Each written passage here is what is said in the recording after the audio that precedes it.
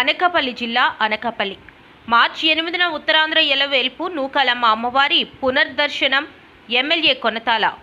సుమారు 3 సంవత్సరాల తర్వాత ఉత్తరాంధ్ర ఎలవేల్పు అనకాపల్లి నూకాలమ్మ అమ్మవారి మూల విరాట్ దర్శనం మార్చి 8వ తేదీ నుండి కల్పిస్తున్నట్లు అనకాపల్లి ఎమ్మెల్యే కొనతాల రామకృష్ణ తెలిపారు.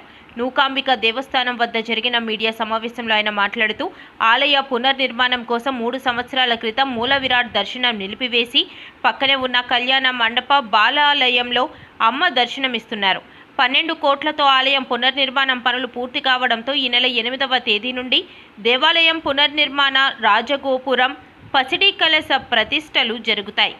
వచ్చే నెల 5వ తేదీ సాయంత్రం అమ్మవారి పసిడి కలశాల ఊరేగింపు ఉత్సవం మొదలుకొని 6, 7, 8 తేదీల్లో వివిధ ఆధ్యాత్మిక కార్యక్రమాలు నిర్వహిస్తారు. అమ్మవారి జాతర రాష్ట్ర పండుగగా గత ఏడాది నిర్వహించాము.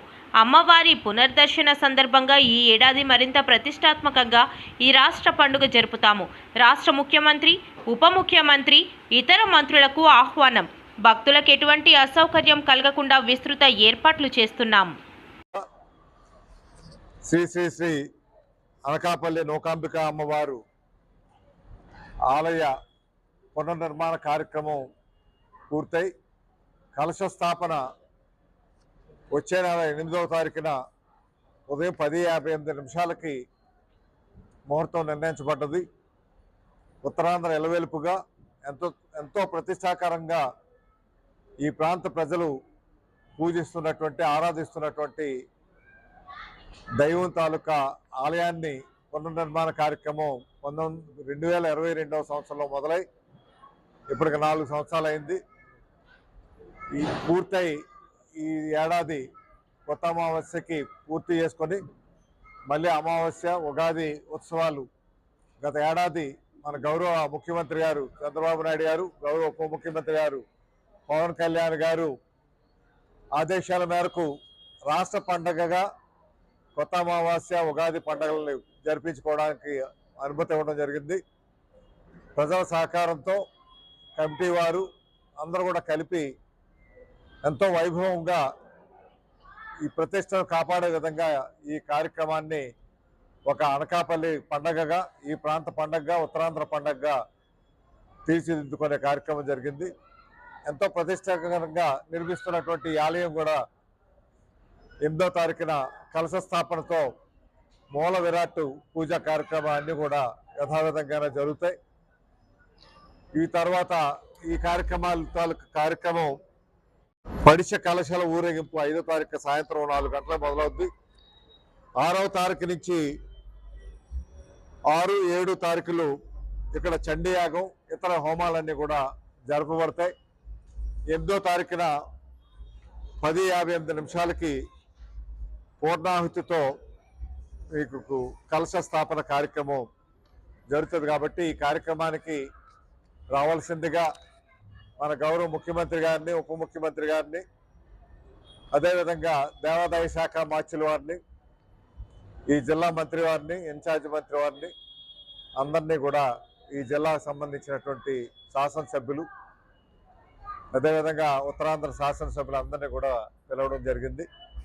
వారి అవకాశాల మేరకు ఈ కార్యక్రమానికి వస్తామనేసి వారు తెలియపరచడం జరిగింది. కాబట్టి దీనికి ప్రజలందరూ కూడా సంపూర్ణ సహాయ సహకారాలు అందించి ఈ కార్యక్రమాన్ని జయప్రదం చేసి మళ్ళీ పూర్వ ప్రతిష్ట నెలకొనే విధంగా, ఇక్కడ మంచి కార్యక్రమాలు యథావిధంగా జరిగే విధంగా, భవిష్యత్ కార్యక్రమాలకు సంబంధించినంత వరకు ఈ ఆలయం ఏదైతే ముందు ప్రధాన ఆలయం పూర్తయింది, దీని చుట్టూ ఉన్నటువంటి కూడా కొన్ని మార్పులు చేయాలనుకుంటున్నాం.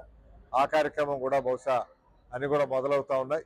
ఫ్లోరింగ్ కానీ, ఇతర కాంపౌండ్ వాల్ కానీ, అదేవిధంగా కొంత స్థలం కూడా ముందు తీసుకోవాలనుకున్నాం.